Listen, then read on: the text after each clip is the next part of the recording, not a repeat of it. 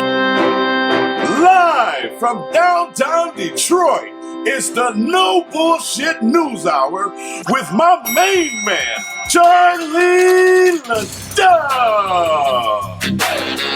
and Karen Dumas. No bullshit! Huh?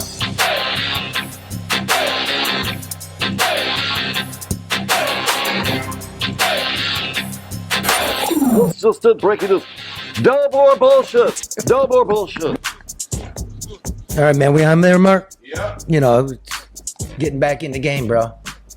Getting back. I know, I'm quite rusty. How last week? Are we back in the top 200 in America? Yeah. Are we? Yeah. So there you go. On my chart. Well, gee, I haven't looked. Mark, that's Yeah, not... okay. We'll endeavor, man. We'll endeavor. Look, I want to do this. We have a special guest sitting here, Ellen Ha, the Inspector General of the City of Detroit. Hi, Ellen. I'm good. You? Good. Been a while. So, before we get to that, and I want to know just how bad it is with this dirt in this city. Something I've been doing since 15, 16. Only one that kept on it. But before that, I just have to point out what's going on with the media.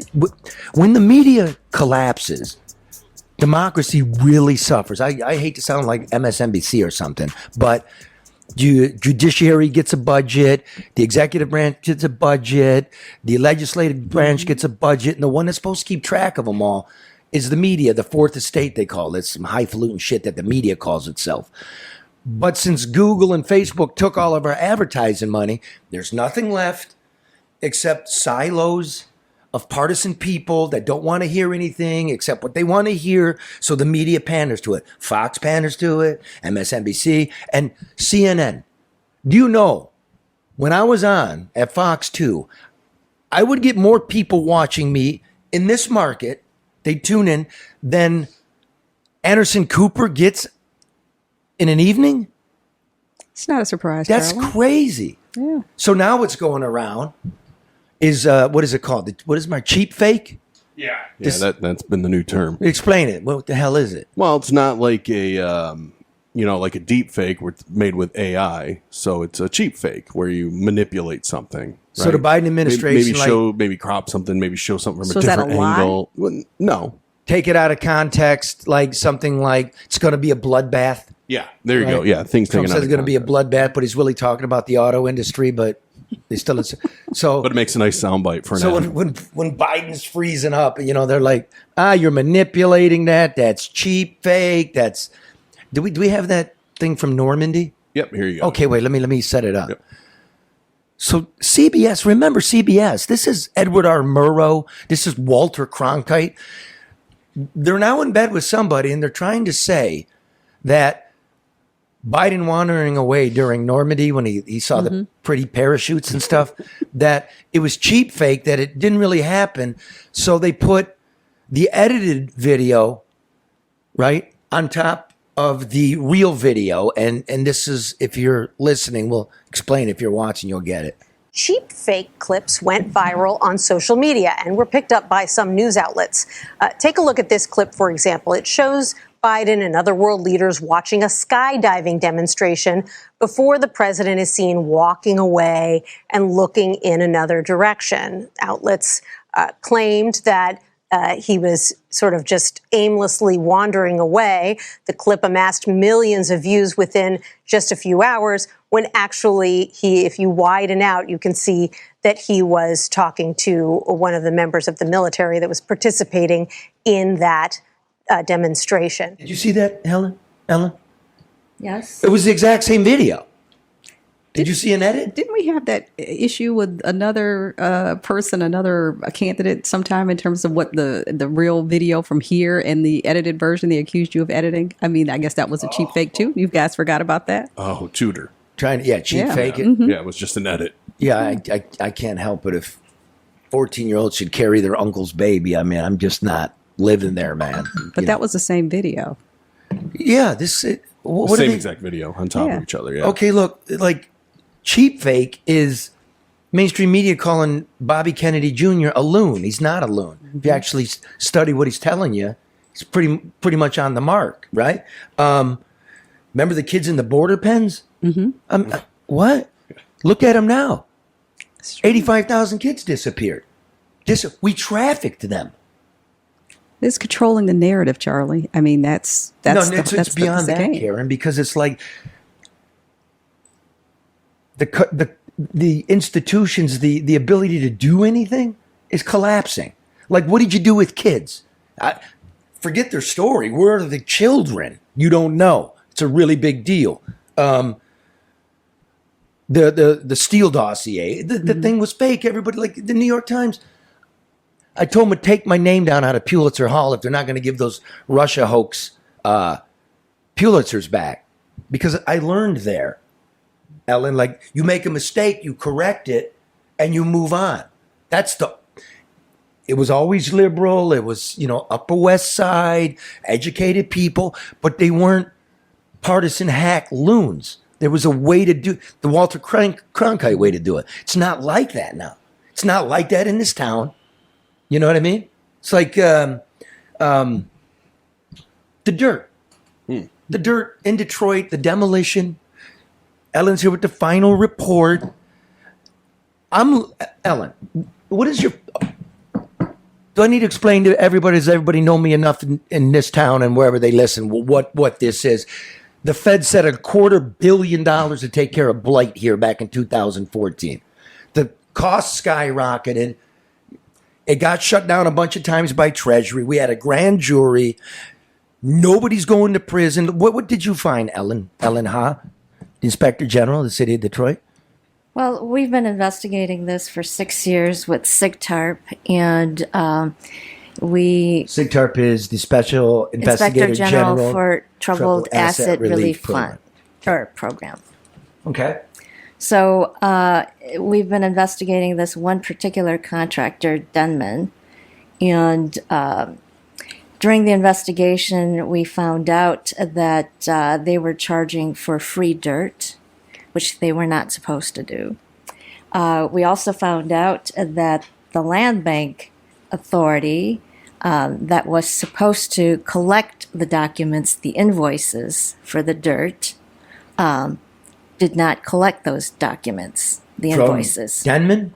From Denman and from other contractors. From like all contractors? I can't speak for all contractors, but most of the contractors. So you're telling me there's one company, Denman. What'd they do? Fake invoice? How'd they get caught? Did they make some up under pressure from the feds? No. They just... What happened is the feds provide the funds to MSHDA. MSHDA then oversees the land banks around Michigan. Mm-hmm. City of Detroit happens to be the largest recipient of the hardest hit fund. Right. And the directions and the guidance that MSHDA provides. MSHDA is the state agency. Yes. Right. They provide all the guidance and directions to all municipalities that participate in the hardest hit fund program. And one of the requirement was that because of the inflated prices on the dirt, they required the contractors and the various land banks in different municipalities to collect invoices so that, one, if it's free dirt, you can't charge, right? And you're not supposed to use unapproved dirt. And the way to verify that is to identify how much you paid for that. So one of the things is that if you didn't pay for the dirt, then you shouldn't be charging the city for the dirt that you got for free. The other thing is that you can't, you can obtain dirt from the unapproved sources, but in order to do that, you have to test it and show that the testing showed that it's healthy. Yes. Not swill and highway and contaminated with mercury or lead or chloride. Or you can't pour that shit into the ground next to where people live. Absolutely. And then so we find one company, not a big one, named Denman, and they locate 200 holes where they don't have receipts. Yes. And the city requires them to, the feds required them to test it. Yes. And so far, only about 140 of those have been tested. I think it's a little bit more than Okay, 140. 150? Okay. Not all of them. Right. And 90 of them so far come back red hot. Poison. About so. Okay, so that's about 65% of one contractor who looks to me, I'm not going to put in humor, looks to me like he was making up receipts. All of this shit came from 123 Main Street in Birmingham. Like we put in a new pool. I don't know how you feel. One pool is like half a hole. So I don't know how you put 400 pools in the backyard of Birmingham. And you've been to Birmingham. Those lots aren't big. Something up with Birmingham people. They like to build the houses really big and then have no lot. So that's what they did. Okay, so to clean up 90 holes is what? 4 million? That's like, About that. it's like 40 grand a hole. It's a lot. How many? So they actually received $12 million from the city of Detroit, Denman. Just for those. Not just for Just those. total the work they right. did. Between 2017 and 2019. Okay, so I'm reading your, so that's a lot of poisoned holes. That's one contractor. I'm reading the report. Now remember, the United States Treasury shut this down in 2016 because of the prices and the funding, and we don't know where the dirt is. And everybody got into an agreement. We're now going to keep track. Oh, mulligan on the dirt. Mulligan on the dirt. Go away, LeDuff. Mulligan on the dirt. We're now going to do it. If I'm reading that report right, and I read it twice,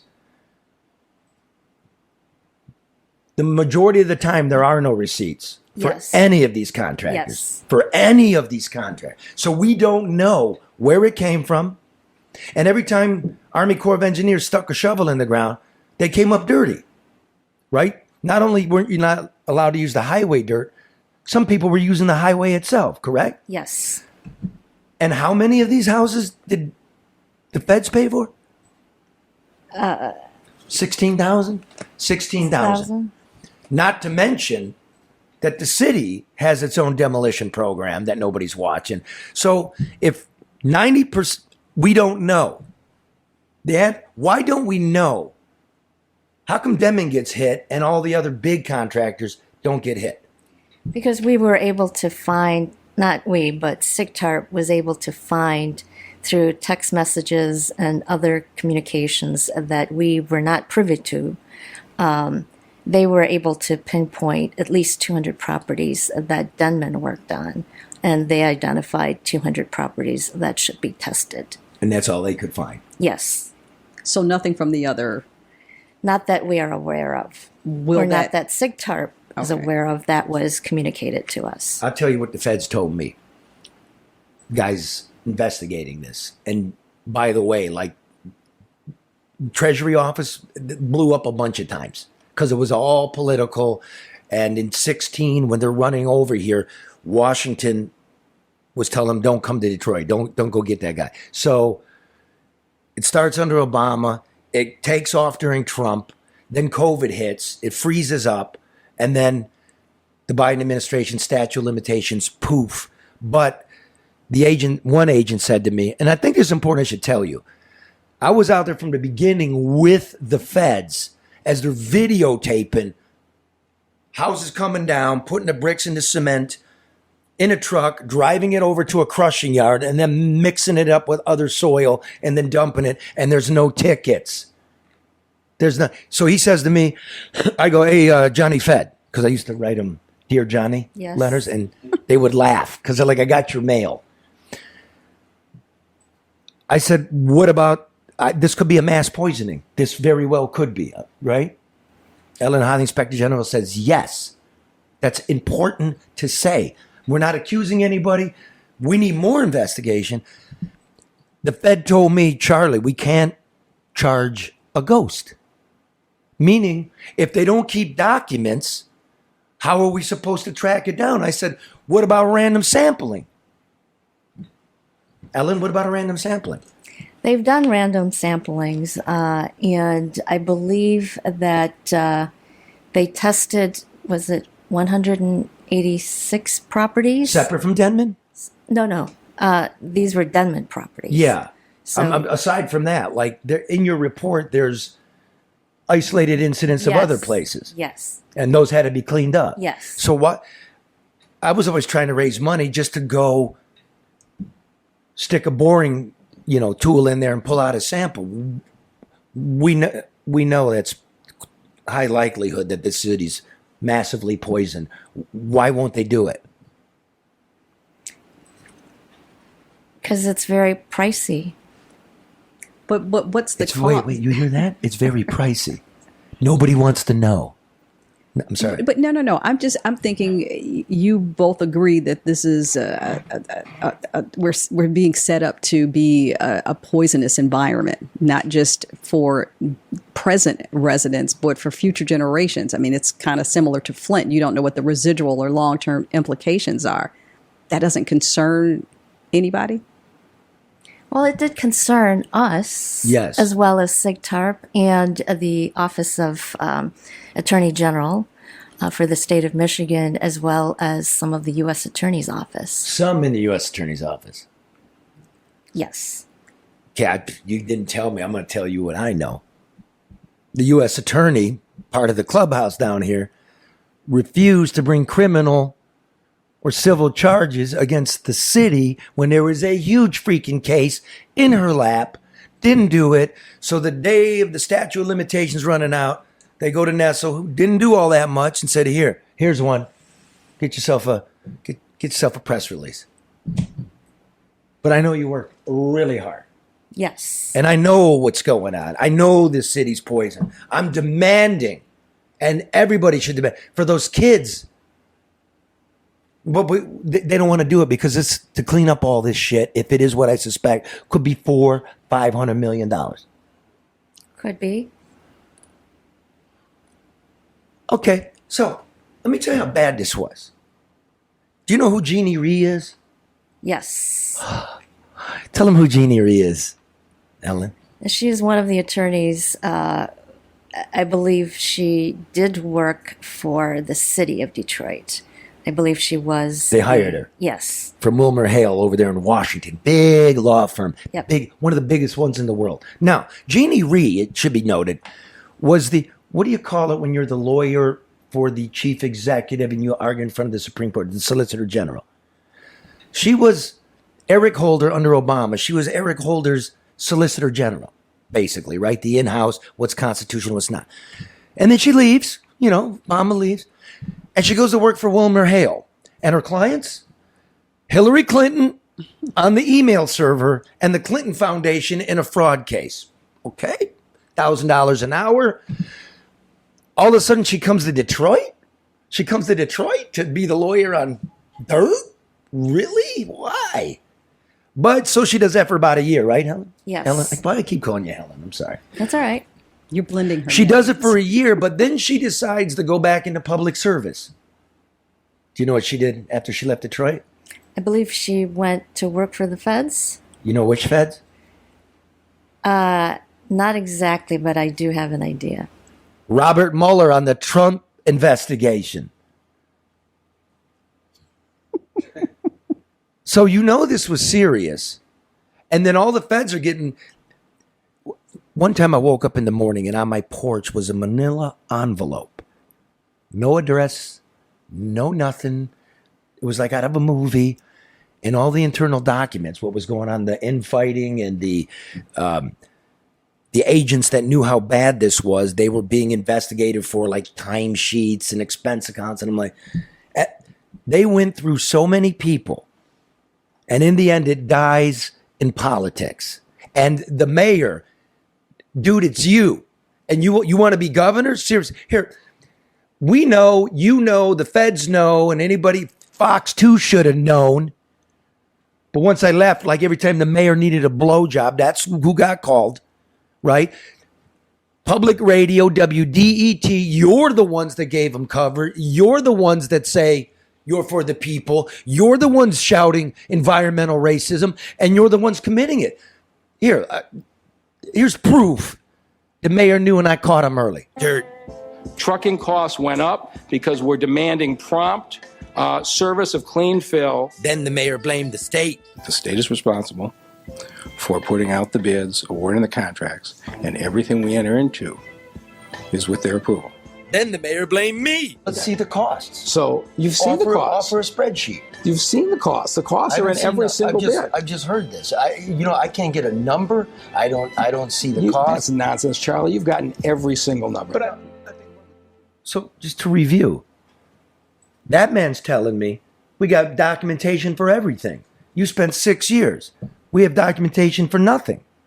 Yes, pretty much. What do you? That's so huge. And I was begging you guys, tell me what you know. You just wouldn't do it. Wouldn't do it. Tell me what's going on. Was I wrong? I mean, I didn't think I was wrong, but this is cataclysmic. It should be pointed out that the COO, Chief Operating Officer at the time, I got lawsuits from this administration.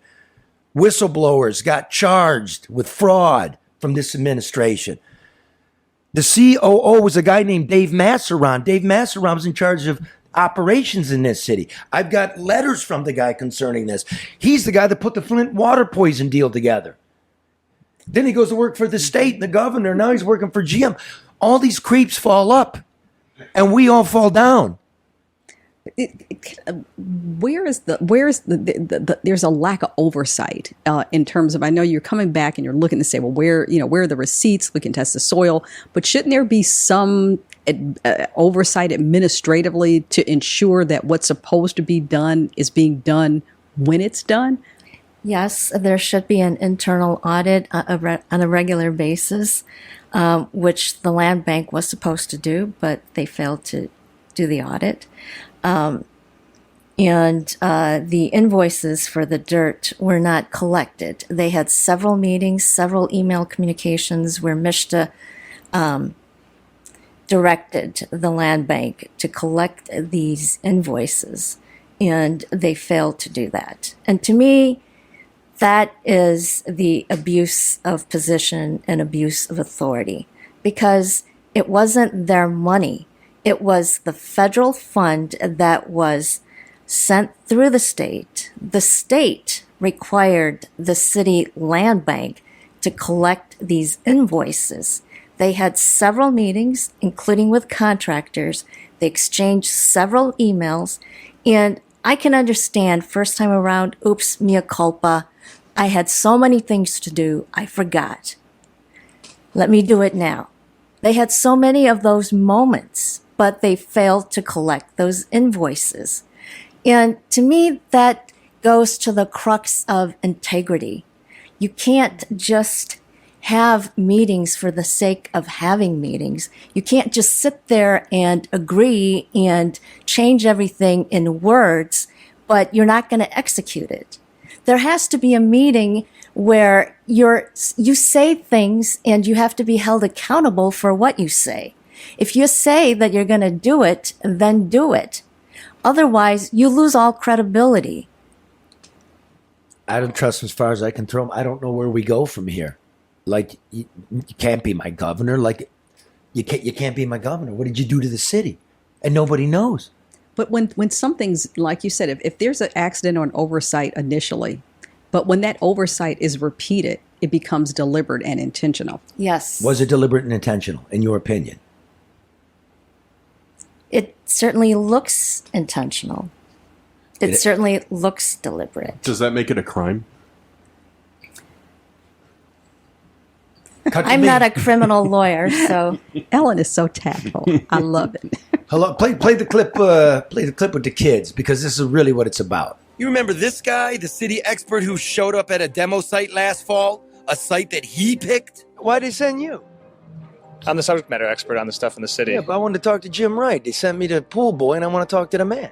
He won't talk to me now either. But look at the lot he was showing off back then as a model of their demolition awesomeness. Oh, come on! You might not be able to grow pumpkins in the mayor's lots, kids. You might not be able to play football on them either. But hey, don't worry about it. There's always a bunch of big rocks you can throw at each other. Thanks, Mr. Mayor! Come out of your badger hole, Mr. Mayor. Come on out. Explain yourself. In words. From your mouth. I went to find those babies. I couldn't find them, but the weeds, because no grass grows in that. The weeds are up to here. There's supposed to be money to cut that. For 3 years, I got. What happened to that? I just whatever. Wow. Is this the? You've been doing the OIG work for how long now? 6 years. So is this the biggest work you've done? Yes, by far. Is this the most important work? Probably.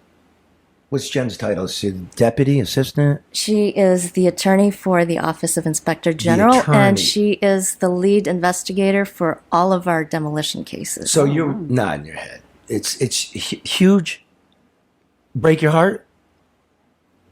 She said, yeah. You go home and you're pacing and you're putting the thing to get the schematic together?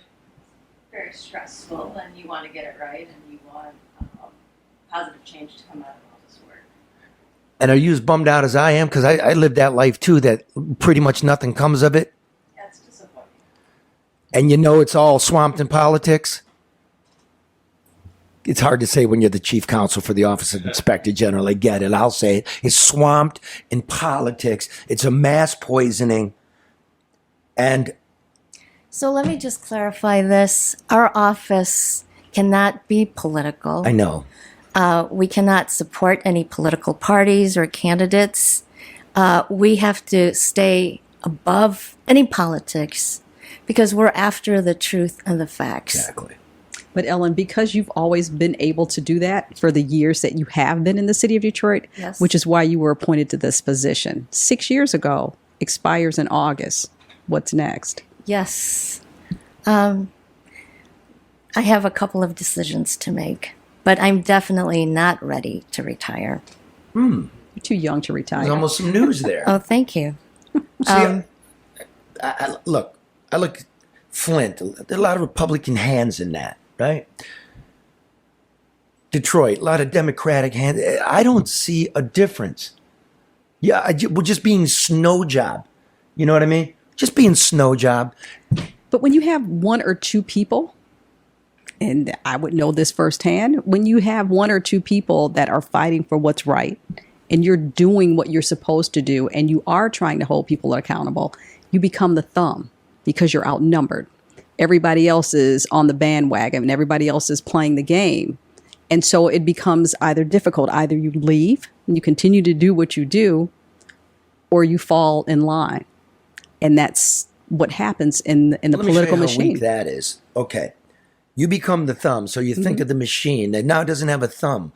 That's not a really good punch. No, it's not. If you don't have a thumb, you don't really got a good right hook. I understand. So but I'm not afraid of it. everybody, and you shouldn't be. And I'm not saying that people should fall, but I'm saying everybody either they stand out, but just or they fall in line. And that's why things never really change the way that they could or should, Charlie. Yeah, but that's true. And this affects people's lives. That's the machine and the mechanism of it. Right. But Troy got sold out, and you, the taxpayer, got to pay for it, and you thought right stuff was coming. It's fake. It's all fake news. Fake news. Stay with us here. Listen to our sponsors. Look at this. You guys watch the Prime, Amazon Prime, The Boys? Yeah. Oh, yeah. Yeah, that superhero spoof movie? Yeah. Great show. Apparently, one of the actors in it is from Detroit, and she wanted this. So somebody was wearing an American made in Detroit, American Coney Island shirt. Beautiful. Sold out. So if you want a Coney kit or the shirt, go to AmericanConeyIsland.com. Ellen Ha, Detroit Inspector General, thank you very much for your work. Thank you. And you can go online and find this report. It's dry, but it's surprising. I'm like, did I just read what I read? I did. She's here. I did read that. There are no tickets. And every time they dig up a hole, it comes up dirt. Dirty dirt. Dirty dirt. Dirty dirt. Wow. How do you wash dirt? Back after this. I'm Grace Karros, and I'm third generation of American Coney Island. People say Detroit's a comeback city. I say, where you been? We've been here for over 100 years. My family's been here on the same corner, serving our famous proprietary American Coney Island hot dog. So like always, we're keeping things fresh, updated, and new. We'd love to have you come downtown and visit us, but if you can't, you can always go to AmericanConeyIsland.com, order a Coney kit, get it delivered fresh right to your door. Well, you know, when it rains, the power goes out. And when the power goes out, the internet goes out. When the internet goes out, I call my friend Matt and Bernie at XG Service Group. Look at Bernie here on his hands and knees, giving it everything he's got. Look at that man crack. So busy, he forgot to wear a belt. There's Matt right there getting the board together. That's 734-245-4100 if you need Matt and Bernie to come take care of your voice over internet, your security cameras, off-campus access control, Wi-Fi, and cameras for homes and business. They'll design it for you. You got restaurants, they do drive-through systems, railroad cameras for public safety, total wireless camera systems for your home and business.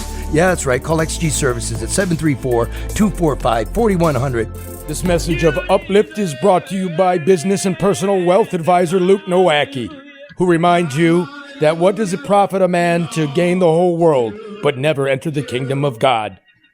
But while you're waiting, Nowacki wants you to remember that overreaction is not a sound financial strategy. So call Luke Nowacki at 248-663-4748 for sound financial advice. Can I say one more thing? Sure. I know all of the idealists, and I think most of us in this room are, if not all of us, we have an ideal vision of what the future should look like. And I'm not saying this because I happen to be the oldest one here. But when I was young, I wanted to change the world for the better. I had big and huge dreams. But as I got older, I realized that I don't have to make a change, but I can help make a change by making a difference. And if one person makes a difference, and another person makes a difference, and that person makes another difference, all of these little differences, if you combine them together, we can make a change. And I think that's what we should all strive for, rather than dreaming big and aspiring to reach for the whole thing. Let's just chisel at where we want to go. And by the time when we have trillion people making a difference in the world, we would have changed the world for the better. It's all really interesting, but Karen's the oldest one. No, Karen is not. What kind of thing is that, Charlie? Wow. I feel like the oldest one, but How old are you? Charlie, what difference does it make? That's against the law to ask. And she just said she may be the oldest one here. She said she definitively said she was the oldest one. Charlie, and she shouldn't say that either because she's clearly the youngest looking one in the room. Oh, wow. I love this woman. So you don't ask a woman her age, and you certainly don't ask it. And come on, Charlie. Did it. She didn't ask anybody. Anyway, there's tape here. You see what we have to put up with? But that's like a ocean starts with a raindrop. That's right. Mm-hmm. And scented candles. Now, but Charlie, we should all make the difference. And then you set an example. And you just, because I think we all started out thinking we could make a big difference in that the good people outweighed the bad. And then you make a change in your space.